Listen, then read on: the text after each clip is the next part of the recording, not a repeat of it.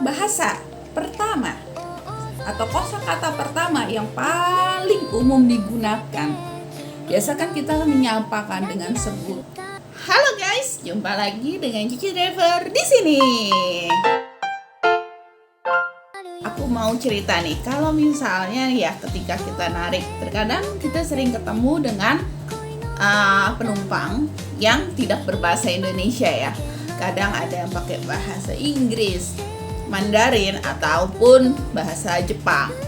Bahkan kalau misalnya kita ajak ngomong bahasa Inggris tuh kadang mereka jawabnya cuman ya seadanya aja gitu loh. Nah sekarang berdasarkan pengalaman pribadi aku kan kadang ketemu dengan mereka yang berbahasa Jepang atau bahasanya Mandarin. Sometimes aku lebih sering ajak mereka ngomong itu dengan bahasa Inggris, tapi nggak sedikit juga ya dari mereka tuh yang bahasa Inggrisnya pun jujur kita juga bingung gitu mau ngomong apa. Sekarang aku pengen kasih tahu teman-teman, kira-kira apa sih kata-kata dasar yang digunakan kalau misalnya kita ketemu dengan klien Jepang. Kita mulai dari klien Jepang dulu ya. Kalau misalnya kita ketemu dengan penumpang gitu kan, bahasa pertama atau kosakata pertama yang paling umum digunakan, biasa kan kita menyampakan dengan sebut ya, dengan bilang halo gitu kan. Nah kalau di Jepang halo itu kita bilang konnichiwa, konnichiwa, konnichiwa gitu. Konnichiwa itu artinya halo. Kalau misalnya penumpangnya kita dapat pas pagi, kita bisa bilang ohayo atau ohayo gozaimasu, ohayo atau ohayo gozaimasu, ohayo atau ohayo gozaimasu. Kalau siang gitu, halo kita bilangnya konnichiwa. Atau kalau malam kita juga bisa bilang konbanwa, konbanwa, konbanwa. Artinya selamat malam. Cuma kalau misalnya yang lebih gampang itu teman-teman cukup ingat satu aja, konnichiwa itu umum digunakan. Mau pagi, mau siang, mau malam, daripada repot ingetin mesti ohayo, konnichiwa atau konbanwa, cukup pakai konnichiwa aja mereka udah fine gitu loh. Konnichiwa itu halo. Terus yang kedua biasanya nih ya, kita kan bertemu, terus kita akan nanya kan, betul atas nama ini, misalnya betul apakah atas nama Tuan A, betul apakah atas nama Nona B, misalnya gitu kan, betul atas nama ini kan, langsung. Kalau bahasa Indonesia mau ya atas nama si Ani ya, misalnya atas nama Budi ya, misalnya kita begitu kan. Tapi kalau bahasa Jepang kita bisa pakai struktur yang kurang lebih mereka bisa pahami ya.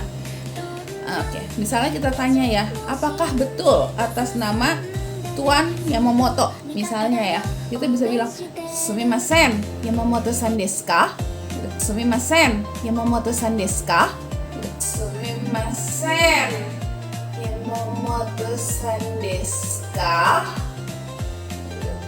Ini yang casual aja ya. Sumimasen Yamamoto-san desu ka? Sumimasen Yamamoto-san desu ka? Yamamoto itu namanya dia. Nah, biasanya kita kan suka lihat di ininya ya, di aplikasinya ya, kan ada namanya. Kalau misalnya orang Jepang, biasa nama keluarganya itu di depan. Misalnya kalau nama dia tuh Yamamoto Reiko, cewek ya, Yamamoto Reiko. Biasanya kita demi sopannya kita bisa bilang Yamamoto-san desu ka? Gitu. Atau kalau misalnya lebih enak, nggak apa-apa sih kita ngomong misalnya Reiko-san desu ka, tapi umumnya kita panggil mereka dengan nama keluarga. Misalnya Yamamoto-san desu ka, itu nama keluarganya Sato, kita bilang Sato-san desu ka? Sato-san desu ka? Nah, di akhir nama keluarga itu biasa kita tambahin akhiran san. Sebenarnya kalau untuk bahasa Jepang yang formal itu harusnya kita pakai kata sama atau tuan atau nyonya, itu sama. Jadi untuk seseorang yang kita anggap kita hormati, itu kita pakai katanya sama. Cuma karena ini lebih gampang aja, dan karena kita juga di Indonesia tidak harus yang terlalu formal, mereka fan-fan aja kalau kita panggil dengan nama mereka terus kita tambahin akhiran san, Yamamoto-san desu ka, atau Yamaguchi-san. Jadi kita kalau misalnya lihat di aplikasi ya, kan ada namanya biasanya Yamamoto apa atau Yamaguchi apa, nah kita ambil kata pertamanya karena itu nama keluarga dia dan itu yang sopannya di situ. Yamaguchi Yamamoto misalnya, Yamaguchi-san, Takeda-san misalnya, seperti itu ya. Kalau misalnya aku pernah ketemu itu nama yang ditulis itu beneran literally huruf kanji atau huruf yang digunakan di Jepang sono. Ya, karena aku untuk memberikan servis lebih gitu ya, dan untuk lebih sopan, biasanya aku pakai Google Translate dulu. Aku foto namanya, nanti kan kebaca ya Google, oh terus aku tahu namanya, oh iya ternyata namanya si ini loh, misalnya Tanaka, berarti nanti aku panggil oke, Tanaka-san gitu. Jadi aku tahu aku harus menyebut dia apa, daripada ketika aku memanggil dia gitu kan buat confirm aku nggak tahu namanya karena aku nggak bisa baca itu abjadnya, kan nggak lucu ya. Kan kita juga ada teknologi ya guys ya, kita pakai aja misalnya Tanaka-san, nah gitu. Dan biasanya yang biasa kita lakukan adalah konfirmasi tujuan, betul kan? Konfirmasi tujuan mereka mau kemana.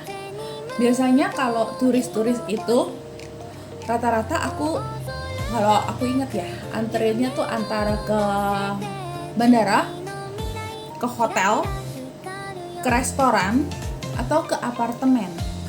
Misalnya tujuannya adalah hotel. Nah, sebenarnya bisa aja kita bacanya sesuai dengan aplikasi dan pakai cara baca kita.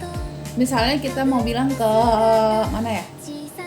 Ke Hotel Marriott. Kita bisa bilang Hotel Marriott gitu kan. Tapi kalau misalnya biar lebih next level, sebenarnya gampang untuk mengingat hotel dalam bahasa Jepang itu gampang banget karena banyak sekali kata-kata bahasa Inggris yang diserap ke bahasa Jepang. Dan kebetulan hotel itu juga kata dalam bahasa Inggris kan. Kan misalnya kita bilang ke mereka hotel, itu kita bisa ganti jadi hoteru. Misal mereka mau ke hotel Pullman kan ya. Karena bahasa Indonesia itu kan hotelnya hotel Pullman ya. Jadi bisa kita bilang hoteru Pullman desu ka, atau bisa juga kita sebenarnya kalau dalam bahasa Jepang tuh Pullman hotel, Pullman hoteru. Pullman itu bisa jadi Pullman. Tapi that's okay ya. Bisa Pullman juga is okay. Pullman hoteru desu ka, atau misalnya mereka mau ke hotel Indonesia, kita bisa bilang Indonesia hoteru desu ka. Nah, untuk menanyakan arah atau untuk mengkonfirmasi tujuan, kita bisa gampangnya sih Indonesia hoteru desu ka, tapi akan lebih baik kalau kita bisa nanya seperti ini. Hoteru Indonesia madede yoroshi desu ka? Hoteru Indonesia madede yoroshi desu ka? Hoteru Indonesia madede yoroshi desu ka? Yoroshi itu sebenarnya bisa kita ganti atau Hoteru Indonesia madede ii desu ka? Hoteru Indonesia madede ii desu ka? Hoteru Indonesia madede ii desu ka? Bisa diganti seperti itu. Tapi untuk lebih sopan enaknya ya, misal tujuan mereka Hotel Indonesia, Hoteru Indonesia madede yoroshi desu ka? Atau misalnya apartemen Marina, sebut aja biar gampang ya, apartemen Marina madede yoroshi desu ka? Kalau misal mau lebih next level lagi, Marina apato madede yoroshi desu ka?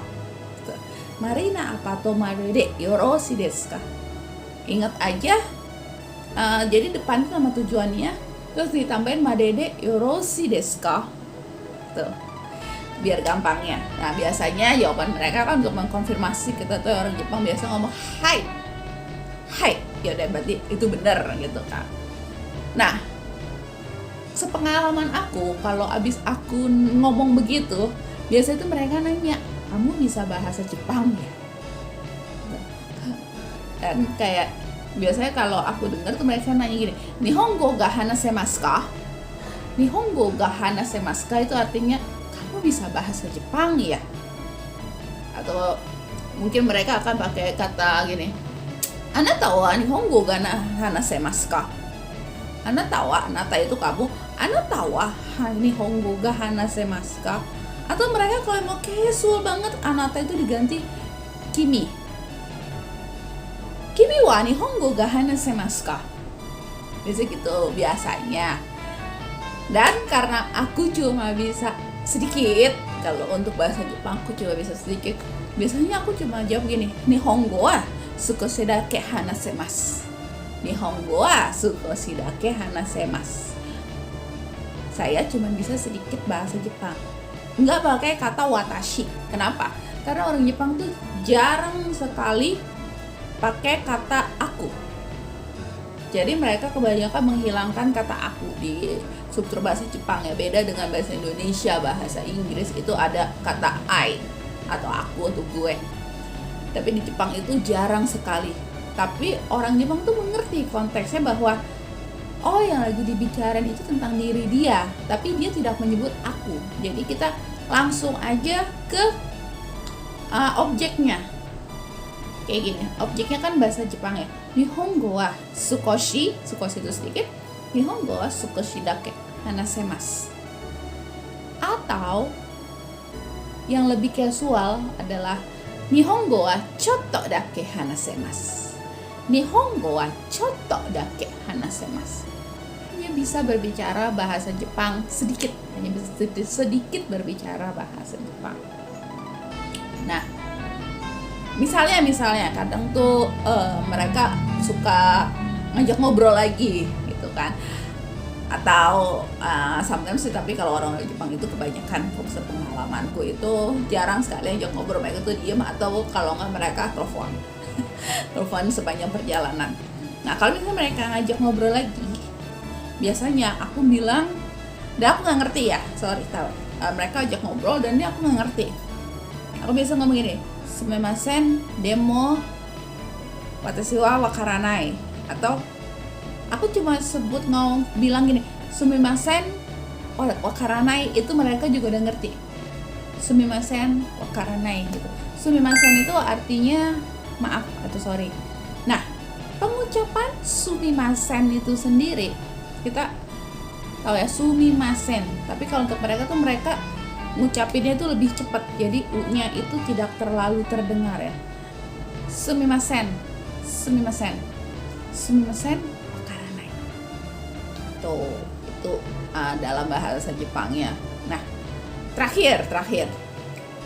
Ketika kita udah sampai tujuan ke tempat pengantaran kita, biasanya kita ngomong kan bye-bye gitu ya. Enak kalau dalam bahasa Inggris gampang sih, kita tinggal ngomong bye-bye gitu. Nah, tapi kalau misalnya kita mau mengucapkan itu dalam bahasa Jepang, kita pakai kata mata. Ingat aja mata ya. Mata singkatan dari mata aimasho, artinya sampai berjumpa lagi. Tapi kalau dibilang mata juga tahu. Kalau jane itu kayaknya terlalu casual, tapi nggak apa-apa. Tapi aku biasanya pakai kata mata, dan aku bilang take care. Nah, mata terus take care kan. Nah, mata okiosukete. Atau lebih enaknya mata kyosukete, nggak apa-apa, tapi aku seringnya mata okiosukete. Nah, salah satu kesalahan kita adalah kita sering mengucapkan kata sayonara. Oke, sayonara. Ke orang Jepang kita ngomong sayonara. Nah, itu tidak boleh guys. Tidak boleh ngomong kata sayonara. Kenapa? Karena sayonara itu ada arti lainnya guys. Sayonara itu berarti berpisah dan tidak bertemu lagi. Itu adalah sayonara. Jadi beneran selamat tinggal dan kita gak akan ketemu lagi tuh selama-lamanya. Itu sayonara. Tapi kalau misalnya kita mau berharap bertemu lagi atau ya berpisahan casual, lebih baik sebut mata. Kalau enggak, kalau kita bilang sayonara, kesannya kurang baik aja. Jadi kayak ada lu nyumpahin gue ya gitu loh, lu nyumpahin gue kalau gue bilang sayonara. Kalau jangan, kita bilangnya mata okius ketek, atau kalau mau bilang mata doang nggak apa-apa, mata it's okay, mereka juga udah ngerti. Nah, itu sekilas pelajaran bahasa Jepangnya. Nah, aku akan kasih tahu beberapa kosakata dalam bahasa Jepang. Kita lihat slide berikutnya.